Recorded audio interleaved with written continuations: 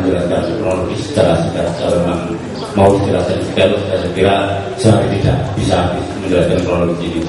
Jadi kronologis konflik latar belakang agama di Sampang ini sebenarnya diawali dari kalau sejarah masuknya Syiah sendiri di Sampang itu sekitar tahun 80-an, diawali dari pasca revolusi Iran. Kiai Makmun, salah satu bapaknya Ustaz Tajul, ini punya teman di Arab Saudi yang pengaruh Syiah. Jadi Kiai Makmun ini sudah tertarik untuk menjadi Syiah, tapi memang dia tidak berani mendeklarasikan diri sebagai Syiah.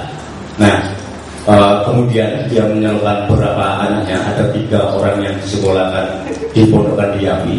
Ada Ustaz Tajul Muluk, ada Rois yang akhirnya harus keluar dan menjadi pelaku penyerang, ada Umi Hani. Nah, permasalahan muncul itu ketika mulai kembalinya Tajul Muluk dari Mekah pada tahun 2003. Dia mulai mengekoh, mulai membuat semacam kayak sekolah dan madrasah. Nah, itu mulai benih-benih muncul perselisihan terkait dengan keberadaan Syiah itu. Nah, konflik awal terjadi mengeras itu ketika di tahun 2006. Di tahun 2006 itu telah terjadi penyerangan massa yang cukup luar biasa terhadap keberadaan Syiah di Sampang yang dipimpin oleh Tajul Muluk. Pada saat itu tidak sampai terjadi peristiwa bentrokan karena posisi Rois yang waktu itu masih menjadi Dewan Pembina Ijabi. Nah, Rois itu di garis paling ada depan dalam menentang perlawanan terhadap Syiah. Akhirnya tidak terjadi penyerangan. Nah, kemudian kita menemukan beberapa data bahwa di tahun 2006 itu terjadi semacam pertemuan besar yang digagas oleh Yai Ali Karam. Yai Ali Karam ini pimpinan pondok di salah satu pondok yang cukup terkenal di daerah Pamekasan.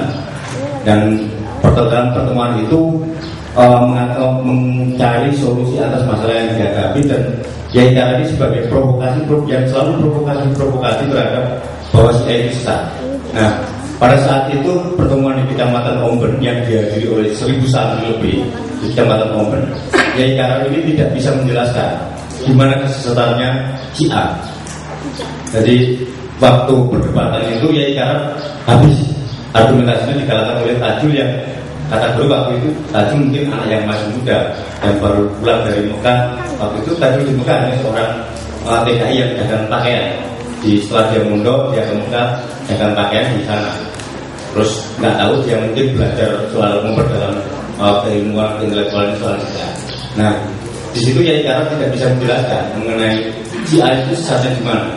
Nah, itulah mulai muncul benih-benih konflik, tapi tidak pernah terjadi, dan konflik mulai menguat itu ketika Rois keluar dari Syiah pada tahun sekitar 2009-an. Rois keluar dari Syiah, mungkin yang ini harus juga diluruskan bahwa berita soal Syiah Sampang itu dimulai dari soal isu perempuan dan lain sebagainya. Karena waktu itu ceritanya sebenarnya kami sempat ketemu dengan Halimah yang menjadi rebutan itu, bahwa ceritanya sebenarnya cukup sederhana, bahwa Halimah ini bekerja di tempatnya Rois, dan Rois ini sudah punya istri, tapi Rois ingin menikahi Halimah. Nah, tapi apa yang dilakukan Rois ini tidak diomongkan sama orang tuanya Halimah. Ada salah satu santri yang ngomong ke Tajul mau meminta si Halimah ini. Nah, sama Ustaz Tajul, si perempuan ini dikasihlah, ditemukan sama itu. Jadi ceritanya itu. Nah, nggak tahu kenapa akhirnya Rois keluar dari Syiah dan menjadi penyerang terhadap komunitasnya sendiri. Nah, setelah tahun 2009 seringkali pertemuan-pertemuan itu dimediasi oleh baik itu Polda maupun kepolisian dan lain sebagainya. Seringkali terjadi mediasi-mediasi, tapi tidak ada ujung pangkal dari penyelesaian tersebut. Konflik pertama kali muncul sampai muncul pembakaran itu di tahun 2011. Di tanggal 29 Desember terjadi pembakaran di 3 rumah. Rumahnya Ustaz Tajul, rumahnya Ustaz Iklim, sama Ustaz Syedul. Nah, pasca pembakaran itu semua warga dievakuasi ke Gor Sampang. Yang agak mengherankan kita pada waktu kasus 2011 itu bahwa salah satu tersangka yang ditangkap Tapi kemudian pada malam hari ada sekitar 5.000-an orang dengan semuanya membawa senjata tajam. Waktu itu persisnya habis maghrib. Jadi mereka datang ke Polres rame-rame meminta agar pelaku ini dibebaskan. Pada jam 11 malam dibebaskan oleh aparat kepolisian. Nah, setelah 14 hari diklor, teman-teman CI ini dikembalikan lagi ke kampung halamannya dan keluarga dari Ustadz Tajul tidak diperbolehkan pulang kampung. Akhirnya kita membawa teman-teman mengalah, keluarga Ustadz Tajul tidak pulang kampung dan berada di Surabaya dan sekitarnya. Justru kemudian di bulan Januari itu muncul fatwa sesat yang dikeluarkan oleh MUI Sampang dan diperkuat oleh MUI Jawa Timur. Nah, kemudian akhirnya Ustadz Tajul dijadikan tersangka dan akhirnya sekarang diponis oleh Mahkamah Agung 4 tahun. Nah, konflik muncul kembali itu di tahun 2012 bulan Agustus tanggal 26. Sebenarnya konflik 26 ini sebenarnya bisa diantisipasi dari awal ketika memang posisi kepolisian dan aparat penegak hukum yang lain dalam konteks persoalannya tegas dalam menindak beberapa pelaku. Karena kita tahu faktanya pelaku kasus 2011 ini hanya ditahan diponis selama 3 bulan 10 hari. Dia melakukan pelaku pembakaran 3 rumah diponis 3 bulan 10 hari. Nah, ini yang membuat bahwa pelaku-pelaku ini merasa cukup bangga terhadap apa yang dilakukan karena mereka merasa bahwa apa yang dilakukan adalah jihad dan lain sebagainya. Ini yang sangat sangat sedih kita melihat bahwa agama seringkali dijadikan alat untuk kekerasan. Nah, konflik 2012 tahun tanggal 26 Agustus itu benar bisa diantisipasi karena ancaman itu sudah mulai sejak bulan puasa. Sudah muncul SMS ancaman yang intinya mengatakan bahwa silakan orang si A makan yang banyak, silakan orang si A makan yang enak-enak. Tunggu nanti setelah lebaran kami akan beli semua, akan disembelih semua.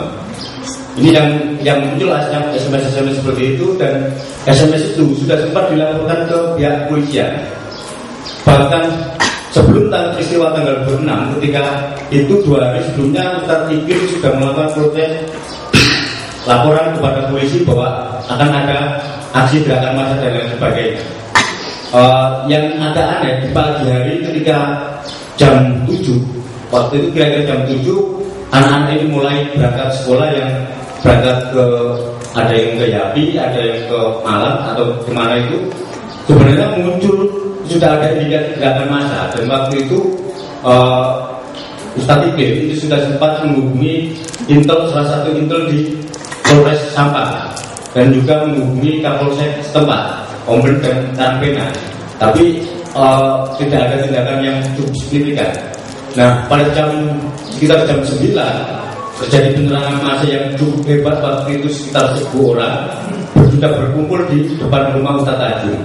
Pada waktu itu di rumah Ustadz Tajul hanya ada sekitar 20-an orang, dan itu rata-rata anak-anak yang orang tua mungkin hanya beberapa, termasuk salah satunya almarhum Pak Mama yang menjadi korban, dan Pak Toir itu yang menjadi korban. Nah, kemudian terjadi semacam kayak perang fisik, perang batu selama 2 jaman lebih.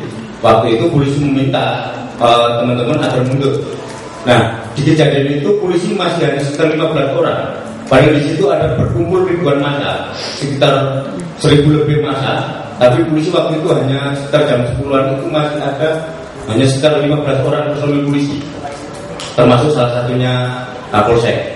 Dan kebetulan Kapolsek itu juga tidak dalam rangka mengamankan kerusuhan itu, tapi dia sedang ada rencana untuk menghadiri acara pernikahan. Ya, dia terjebak di tengah-tengah proses kerusuhan itu. Nah, dari peristiwa itu kemudian terjadilah pembakaran rumah. Yang agak aneh dari hasil yang kita temukan di lapangan bahwa ini agak aneh, karena ketika kami melakukan bersama teman-teman JSK melakukan pendataan rumah yang terbakar, itu kami butuh waktu 2 hari untuk menyelesaikan pendataan. Tapi pembakaran rumah itu dilakukan kira-kira jam 11 sampai jam 5 sore. Semua rumah itu terbakar, dan yang aneh lagi bahwa jalan itu setapak dan melalui pegunungan, tembakau di sekelilingnya ini nggak ada yang rusak. Kami melihat bahwa menyimpulkan bahwa yang melakukan pembakaran rumah ini bukan warga biasa, tapi orang yang terlatih dan sangat profesional. Karena jalan itu hanya setapak dan hanya bisa dilewati oleh satu orang. Tembakau kanan kiri tidak ada yang rusak sama sekali. Nah, kami juga memerlukan beberapa data, fakta yang mengindikasikan bahwa rumah yang dibakar ini sebenarnya ditandai. Ada tanda rumah-rumah yang mau dibakar. Kami lihat bahwa kerusuhan ini sebenarnya ini pasti tersekali dan sangat sistematis, karena ada tanda mana rumah yang akan dibakar dan mana yang rumah yang tidak dibakar. Karena ada rumah yang bersebelahan persis, ini ternyata tidak terbakar. Mungkin kalau rumah itu terbuat dari batu bata, mungkin kita masih bisa percaya. Ini rumah rata-rata terbuat dari kayu dalam jarak setengah meter. Rumah ini tidak terbakar. Kalau bukan dilakukan oleh orang profesional, saya pikir rumah ini juga terbakar gitu. Nah ini, jadi itu mungkin sesingkat kronologis yang bisa kami jelaskan. Jadi mengenai landasan kenapa aksi gue dari Surabaya Jakarta ini kita lakukan. Pertama, dari hasil proses investigasi dan advokasi yang kita lakukan, bahwa ada banyak pihak yang terkait dalam konflik ini. Jadi konflik ini sebenarnya kalau dikatakan konflik agama, iya, tapi kalau dikatakan pemerintah seringkali mengatakan bahwa situasi di lapangan tidak aman, saya pikir tidak, karena faktanya di lapangan masyarakat cukup harmonis. Jadi cukup harmonis dan tidak ada persoalan apapun di tingkatan masyarakat yang lokal. Jadi konflik ini memang dimainkan oleh segelintir elit politik, karena tanggal bulan Januari di tahun 2012 pasca konflik pertama itu Bupati juga sempat berpidato yang intinya mengatakan dalam pidato di Omen ya, di Omen atau di desa itu mengatakan bahwa intinya dia meminta agar warga mengusir warga Sia yang ada di Omen itu. Itu Bupati yang berpidato. Nah, kemudian juga bahwa Bupati yang sekarang Pak Panan itu juga punya janji politik bahwa ketika dia juga akan sama mengusir warga Sia. Nah, ini yang menjadi beberapa persoalan kemudian ketika kita mencoba untuk mendorong advokasi ini terus menerus ke tingkatan Pemda maupun ke tingkatan provinsi, ini kita tidak pernah ditemui. Bahkan ketika kami mencoba untuk bertemu dengan Pemda, apa sih keinginan Pemda terhadap masalah ini, kita tidak pernah ditemui. Kita hanya ditemui oleh Pak Bangpol yang intinya tetap aja bahwa solusi yang mereka tawarkan adalah relokasi dan relokasi. Bahkan terakhir ketika kita mencoba untuk bertemu Pemprov, karena kami melihat upaya advokasi di tingkatan Pemprov sudah mentok, kita mencoba naikkan advokasi ini ke Pemprov. Sama, Soekarno tidak pernah mau bertemu dengan pihak korban Sia ini, tapi dia selalu mengeluarkan pernyataan-pernyataan yang intinya pernyataan itu mengatakan bahwa relokasi dan relokasi. Terakhir yang cukup agak mengerikan itu satu pernyataannya Karwo di suara Surabaya. Jadi di bulan Mei, tanggal 1 Mei itu makanan kan sempat dihentikan. Makanan sempat dihentikan, pada tanggal 7 ada semacam gerakan massa, dan dalam tanda kutip kita melihat bahwa ini bukan murni gerakan massa. Ini ada yang memobilisasi, yang intinya mengatakan bahwa meminta agar warga Sia menagih janji pemerintah agar segera melakukan pengusiran terhadap warga Sia. Nah, di tanggal 8 kita mencoba bertemu Karwo untuk memperjelas mengenai sikap Pemprov terkait dengan masalah ini apa. Tapi Pemprov tidak memberikan, tidak mau menemui kami. Waktu itu kami bersama Pak Idil dan beberapa kawan dari GOR untuk mencoba bertemu dengan Karwo. Nah, seminggu kemudian muncul pernyataan di Suara Surabaya yang intinya mengatakan bahwa mengenai penyelesaian konflik asli Sabang itu harus mengedepankan aspek fisiologis. Dalam konteks ini, aspek fisiologis bahwa masyarakat Madura ini rata-rata penganut Sunni.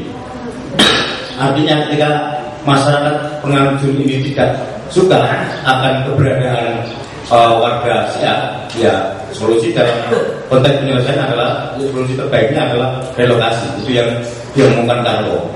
Nah, kami tidak tahu apakah ini kalau kami melihatnya sih ini berkaitan dengan situasi politik pilkada, karena Agustus besok kita akan Jawa Timur akan menggelar pilkada, lalu akan maju lagi. Nah, yang sangat menjengkelkan ketika kemarin malam Sabtu sebelum kami berangkat, waktu itu dalam pidatonya Karlo bertemu di hadapan ulama NU Jawa Timur dalam acara Muktamar NU Jawa Timur, dia mengatakan bahwa tidak ada tempat bagi warga sesat di Jawa Timur. Nah, ini yang kami ada apa ya? Kenapa sekelas gubernur mengatakan seperti itu? Nah, kami melihat bahwa masalah ini sudah tidak lagi tidak akan ada penyelesaian ketika kita mengandalkan penyelesaian ini di Jawa Timur. Jadi aksi model ini sebenarnya dilandasi itu dari 9 bulan ketika mereka di GOR, kita mencoba advokasi kemana-mana. Kita sudah ketemu dengan Pak Timpres itu sudah ketemu sekitar 2-3 kalian ketemu dengan Pak Timpres. Mereka opininya cukup positif bahwa akan segera menyelesaikan terkait dengan konflik Sunni di Sabang dan akan segera mengembalikan rumah mereka. Bahkan pernyataannya Wakapolda Jawa Timur yang mengatakan bahwa intinya dia akan segera mengawal untuk kepulangan mereka. Dan banyak lagi bahwa di awal-awal konflik kita tahu banyak sekali pejabat-pejabat yang hadir. Ada Kemenang, ada Menhan, ada Kapolri dan lain sebagainya, semuanya sudah hadir dan tidak ada bukti konflik sama sekali yang hari mereka janjikan ketika mereka melakukan pertemuan di Sabang. Kita juga sempat menawarkan beberapa solusi terbaik yang kita punya untuk agar penyelesaian ini. Misalkan pertemuan kita pernah menginisiasi pertemuan untuk rekonsiliasi antara kiai-kiai lokal di Kecamatan Komber bersama Bapak dari GOR. Itu pertama kami menindaklanjuti langkah itu dari yang dilakukan oleh Kemenak Pusat. Jadi Kementerian Agama membuat forum itu 2 kali, dan yang terakhir forum itu kita klasifikasi dengan hasil pada saat itu pada tanggal 26 Desember hasilnya cukup positif karena sudah terjadi semacam tukar bersama bahwa antara kiai-kiai di lokal ini dengan teman-teman yang di GOR, mereka sudah tidak lagi berbicara soal mengenai konflik Sunni Syiahnya. Tapi mereka sudah berkomitmen untuk mengatakan bahwa bagaimana kita memulangkan saudara-saudara kita yang di. Artinya saya melihat bahwa proses ini sebenarnya cukup baik dan tinggal ditindaklanjuti saja oleh pemerintah, karena waktu itu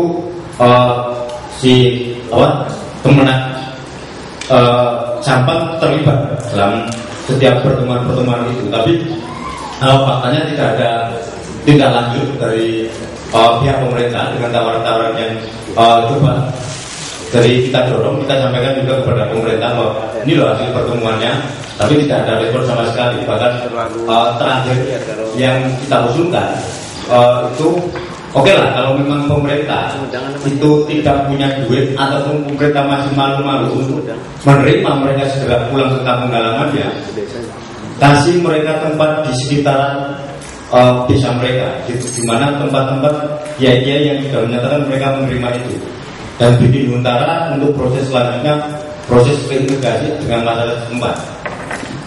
Kami juga sempat pernah ngomong kepada pemerintah bahwa kalau memang pemerintah tidak punya duit untuk membangun rumah mereka, kami siap mencarikan, asalkan dengan catatan bahwa mereka dipulangkan ke kampung halamannya.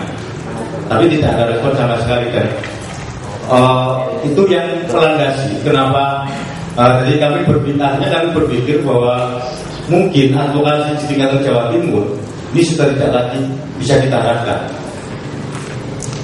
Landasan kita kenapa kita mengambil aksi ngontel dari Surabaya sampai ke Jakarta ini, sebenarnya kita tidak hanya sedang memperjuangkan persoalan yang dihadapi teman-teman di Gor Sampang saja, tapi kita ingin lebih mengkampanyekan kepada publik secara luas bahwa masalah kekerasan berbasis agama tidak hanya terjadi di Sampang, dan mungkin di beberapa daerah yang mungkin belum terjadi, bisa saja kemungkinan akan terjadi. Kita juga ingin menyampaikan kepada publik bahwa ini ada sebagian besar hak dari saudara-saudara kita yang sampai hari ini masih dilanggar oleh pemerintah. Jadi landasan kami sebenarnya bukan, kita tidak sedang hanya memperjuangkan kawan-kawan Syiah saja dalam konteks ini, tapi kita sedang memperjuangkan seluruh masyarakat yang hari ini yang direntut oleh pemerintah. Karena masalah yang dihadapi di Jawa Timur, konflik itu tidak hanya terjadi di kawan-kawan Syiah, mungkin kawan-kawan Syiah mungkin yang paling besar, kawan-kawan Ahmadiyah baru bulan 20-an Mei kemarin juga sempat diserang di Tulungagung. Karena pasca konflik Syiah Sunni di Sampang ini, di Jawa Timur terjadi semacam gerakan yang cukup signifikan untuk menyesatkan Syiah. Jadi di Jember itu ada salah satu pondok milik Habib Ali, itu juga disesatkan oleh Ketua MUI Jember. Terus di Bondowoso itu hampir terjadi juga konflik, tapi karena memang bupati dan aparat setempat cukup sigap dalam menyikapi, tidak terjadi. Yang terjadi justru malah di Jember. Di Jember itu ada dalam rentang tahun 2012 itu ada 4, 5, 6 komunitas yang disesatkan oleh MUI di Jember, dan mungkin ini tidak masuk di publik. Jadi landasan kami kenapa kami model ini, pertama karena advokasi di Jawa Timur ini sudah menemui jalan buntu.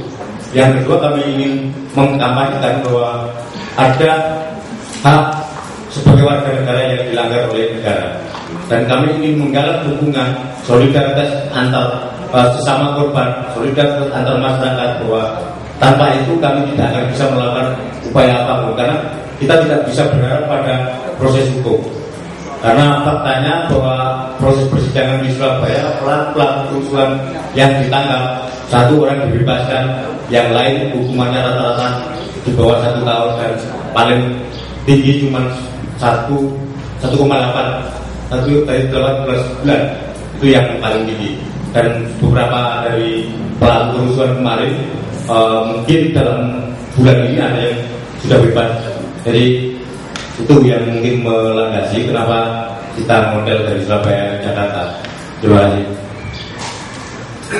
Mungkin tadi belum saya sebutkan, memang benar apa yang dikatakan Kang Maman, bahwa mungkin kita harus mencari latar belakang konflik itu tidak hanya sekedar latar belakang konflik agama.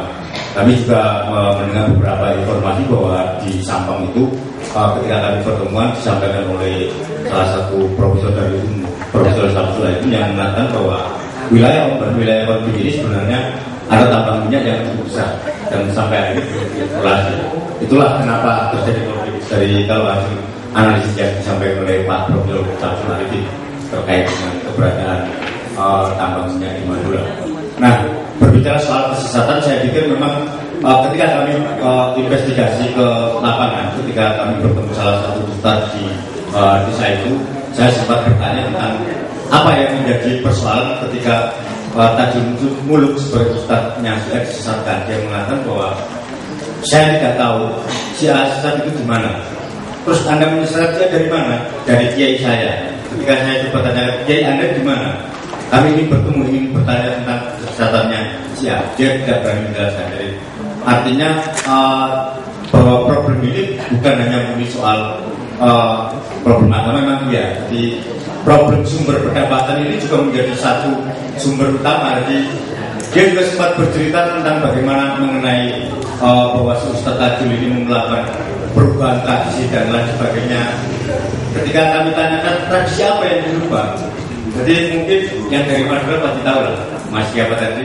Dari Madura itu punya tradisi kalau mulutan itu setiap rumah wajib bikin acara maulid Nabi. Dan setiap orang nabi, setiap rumah harus bikin dan menghadirkan kiai tentunya dengan ada ongkos amplop. Nah, itu yang dimaksud oleh Ustadz tadi yang mengatakan bahwa itu yang dirubah oleh Tajim.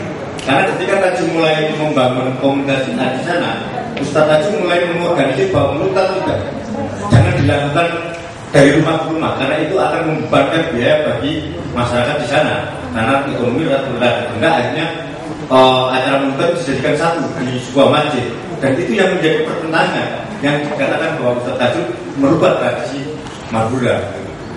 Jadi ketika saya tanya kalau kiai datang ke acara melutat itu per rumah dapat ongkos berapa Pak? Ya sekitar 200.000 dan lain sebagainya. Bahkan ketika acara melutat satu kiai bisa beli mobil di Madura itu. Ketika acara sama mau di sini juga Pak. Nah, saya sebagai orang tersindir. Ini yang menjadi persoalan ketika satu tradisi dari rumah ke rumah itu menjadi satu di masjid. Ini yang selalu ditentang. Nah, bicara soal kondisi perempuan dan anak di dalam korban perusahaan sampah, ini memang menjadi susah banget untuk kami harus menceritakan bagaimana keluhan mereka. Hari ini sudah masuk bulan ke-9, ada 4 bayi yang lahir di gor sampah. Jadi kondisi anak-anak hari ini baru kemarin ketika kami mulai melakukan perjalanan ke Jawa Tengah, opini publik mulai menguat 38 anak-anak yang sudah semenjak 5 bulan yang lalu tidak dikasih fasilitas sekolah, itu baru dikasih fasilitas sekolah. Tapi nggak tahu ini sudah diberhentikan atau tidak fasilitas sekolah itu. Jadi anak-anak dan perempuan sampai saat ini belum mendapatkan perhatian dan fasilitas yang layak bagi mereka. Jadi tidak ada sama sekali perhatian dari pemerintah. Bahkan ketika ada yang sakit harus ngurus ke rumah sakit sendiri. Jadi ini kendala-kendala yang dihadapi. Bahkan kemarin yang satu orang perempuan harus kena stroke karena selalu stres berpikir dan lain sebagainya. Anak-anak yang seringkali menangis, merengek-rengek, minta jajan, minta sekolah dan lain sebagainya, tapi tidak ada fasilitas yang menyediakan fasilitas seperti itu. Jadi itu kondisi real yang dihadapi dan yang membuat kami bersama merelakan diri untuk bersama-sama kawan-kawan untuk mendampingi mereka berjalan dengan model Jakarta untuk menagih janji presiden. Nah, sebuah harapan dan dukungan yang kami inginkan sebenarnya kami membawa petisi terkait ke sepanjang 15 meter yang telah ditandatangani oleh beberapa kawan ketika kami singgah di tempat-tempat tertentu. Dan selain mendatangi petisi itu, harapan kami sebenarnya yang lebih penting bahwa marilah kita cukup dewasa untuk memahami sebuah perbedaan. Karena dalam konsep kita bahwa negara kita dengan dasar Tuhan Yang Maha Esa Bhinneka Tunggal Ika. Jadi tidak usahlah kita mencari perbedaan. Tapi mari kita bersama membangun negeri ini. Jangan sampai kita provokasi karena sebuah perusahaan asing kita pecah belah atas nama agama dan sebagainya. Karena faktanya bahwa kerukunan kita sudah dulu ada dan hari ini mulai dikoyak oleh kepentingan modal asing dalam rangka eksplorasi minyak. Jadi saya pikir kita harus cukup dewasa dalam memahami perbedaan. Jadi ketika ada provokasi jangan sampai terpancing sebuah emosi. Kalau memang ada perbedaan, mari kita selesaikan secara dialog. Jangan sampai kekerasan dilawan dengan kekerasan. Ini juga yang sangat mengharuskan kami ketika almarhum Pak Hamama sebelum meninggal itu sempat berkata, karena kita tahu semua bahwa tradisi Madura ketika keluarganya mati dicaro, yang lain harus membalas caro. Tapi Pak Hamama mengatakan sebelum meninggal, dia mengatakan bahwa tidak ingin anak-anaknya untuk membalas dendam para pelaku, karena pelaku yang membuat dia adalah korban juga, korban dari ketidaktahuan, korban kebodohan dan lain sebagainya. Artinya dia berpesan pada keluarganya untuk tidak melakukan proses balas dendam dengan melakukan caro dengan jadi artinya kita melihat bahwa situasi kesadaran yang ini harus terus menerus kita bangun bagaimana kita melawan kekerasan tidak dengan kekerasan, tapi kita dengan bijak harus menyikapi soal ini. Itu yang kami saya sampaikan. Terima kasih. Mungkin dari yang lain bisa menyampaikan terkait harapannya. Masuknya. Dari teman-teman Madura, selamat datang di Institut Studi Islam Fahmi. Ya. Oh iya. Apalah lupa.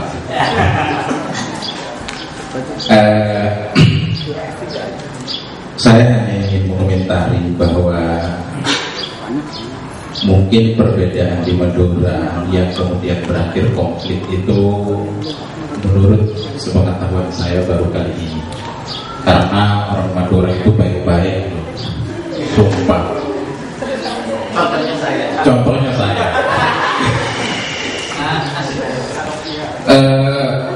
Mendengarkan apa yang disampaikan oleh teman-teman dari Madura, dari Syiah, terus dari Ahmadiyah, saya kemudian berkesimpulan bahwa kita itu sebenarnya tidak cukup beragama Islam, tapi juga harus seideologi.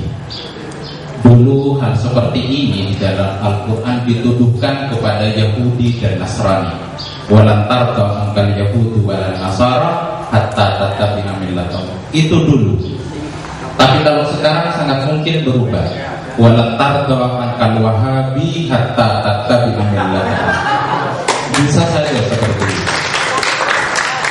Jadi pada hakikatnya Al-Quran walan tardanya intinya bukan siapanya.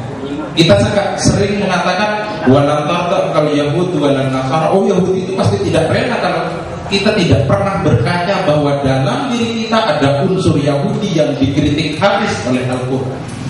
Gitu. Jadi sebenarnya pada hakikat boleh saja jadi walan tarda angkal Sunni hatta tattabi'a millatahu. Bisa saja seperti itu. Pelakunya saja yang berbeda. Tapi walan tardanya, sikapnya, karakternya sangat dicaci dan dibenci oleh Allah. Sikap seperti itu. Nggak tahu lu fitinikum, jangan terlalu ekstrim di dalam beragama. Ini dulu dikritik terhadap Yahudi dan Nasrani. Sekarang sikap ekstrim, sikap agar supaya ikut terhadap golongannya, itu justru dimiliki oleh orang Islam sendiri. Pada hakikatnya maka kita jangan sampai mengatakan bahwa kita sudah mengacu kepada Al-Quran, wong kita sebenarnya mempreteli satu persatu untuk membangkang dari Al-Quran. Contohnya seperti itu. Jadi pertanyakan kembali, siapa sih yang lebih Yahudi dari Yahudi ketimbang Wahabi? Bisa saja seperti itu kita bertanya. Jadi kalau orang-orang Syiah itu sampai diusir dari rumahnya, bukannya karena tidak seagama, karena tidak seideologi, justru kalau menurut versi itu perlu kita bertanya, apakah kita itu sesuai Al-Quran atau tidak? Atau justru kita meniru terhadap sikap Yahudi dan Nasrani yang pada saat itu dikritik oleh Al-Quran. Itu berbeda dengan Yahudi dan Nasrani sekarang. Masyaallah muslimin rahimakumullah.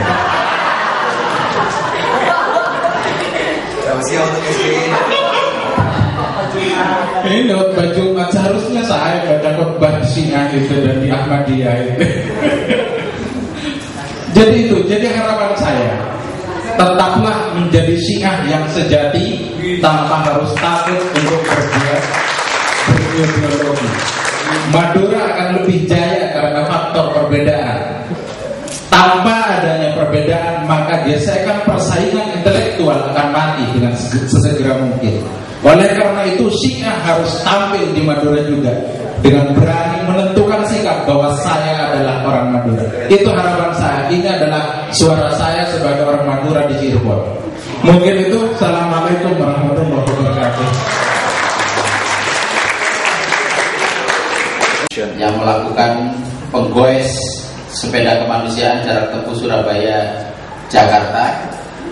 Kami masyarakat Cirebon Peduli Konstitusi, setelah diskusi panjang lebar tadi mulai jam 2 sampai jam sekarang, tadi diiringi dengan alunan shalawat Gus Dur dan semangat Gus Dur yang ada pada jiwa kami memandang bahwa pertama, kasus kekerasan yang menimpa Syiah Sampang bukan murni soal konflik agama dan keluarga, tetapi ada permainan elit yang mengorbankan masyarakat kecil yang kebetulan penganut Islam Syiah. 2. Pembiaran yang dilakukan oleh aparat keamanan, penyelenggara negara, dan pemerintah atas kasus Sampang terlihat sangat jelas dari diskusi tadi. Padahal sebagai warga negara yang dijamin oleh Pancasila dan Undang-Undang 45, seharusnya mereka berhak untuk hidup, menganut secara bebas keyakinannya, memperoleh rasa aman, nyaman, dan keselamatan atas hidup dan kehidupannya. 3. Nasib yang tidak jelas dan pembiaran hak-hak kemanusiaan dan kebangsaan yang dialami masyarakat Syiah Sampang Madura telah melukai jiwa kebangsaan dan kemanusiaan, yang pada akhirnya telah memakan korban yang lebih luas, yakni korban hak-hak anak dan perempuan yang tadi jelas didiskusikan pada hari ini.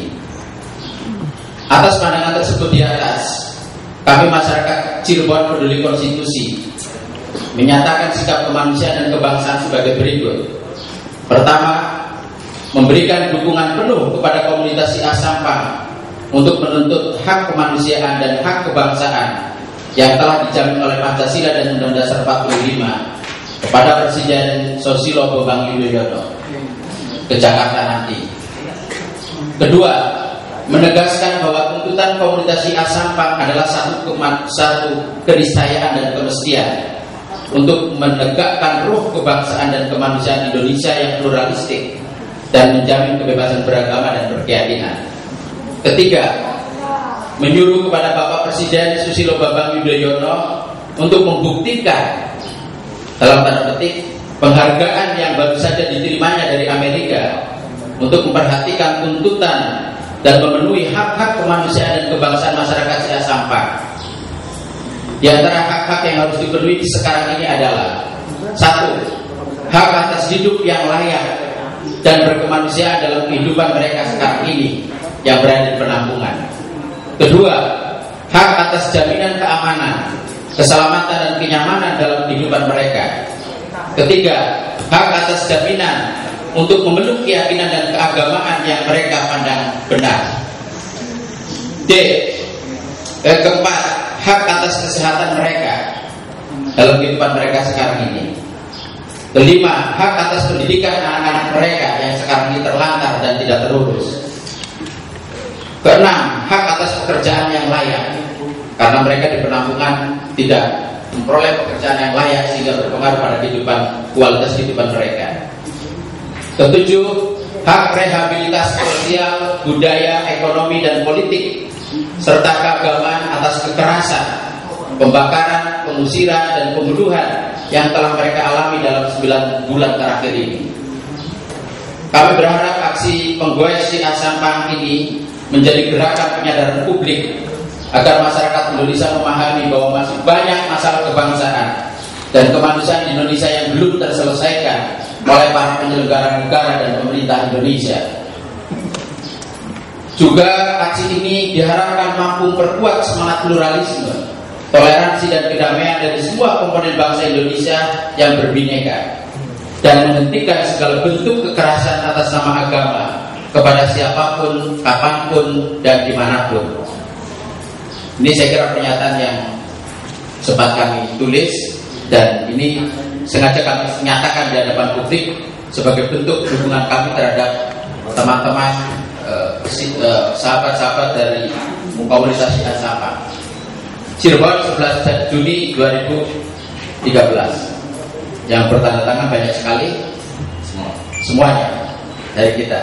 Bihum satu biha hamal wabail hatima al-mustafa wal mujtaba wa abnahuma wa fatima ya rabbi bil mustafa balligh maqasidana waghfir lana ma naqta ya wasi'al.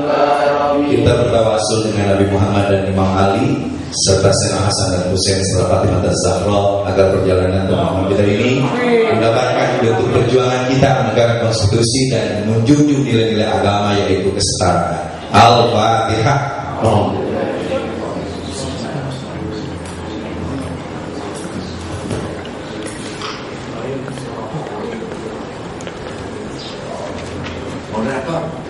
Oke. Ya, terima kasih Kiai Marzuki dan Kiai Maman. Teman-teman. Ya. Oke, nanti yang tanda tangan di tulis saja yang di soft copy-nya ya. Di PP. Oke, mungkin monggo. Mas Marzuki. PPNU. PM 11. Oke, PM 11. Fahmina, Akar Jati, Katolik, Muhammadiyah, Hadiah. Kok hadiah yang terbuang? Isi. Halo budayawan. Dibaliknya Mbak. Mana lagi? Ini dari Ahmadiyah. Mas. Jadi dari mana itu? Coba pistolnya mana? Gantian. Kita yang lagi pengajian. Cuy, sini cuy. Kok nggak di sini? Lupa nanti oli. Kalian minta nggak dikasih-kasih. Logonya. Itu berapa sih? Itu 6. dari 6. Iya. Ya nanti yang diminta. Foto dulu sambil foto.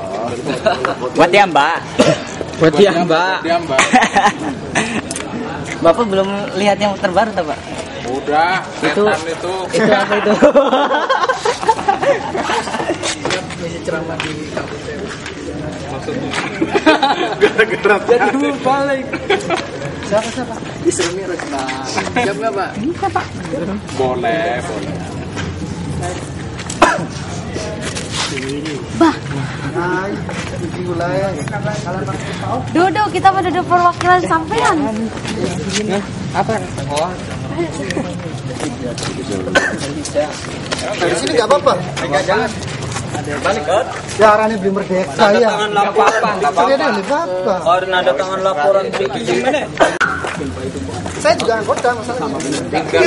Saya sudah enggak lah. Harus menghadap sini. Kemana aja boleh. Ngadepnya ke kiblat,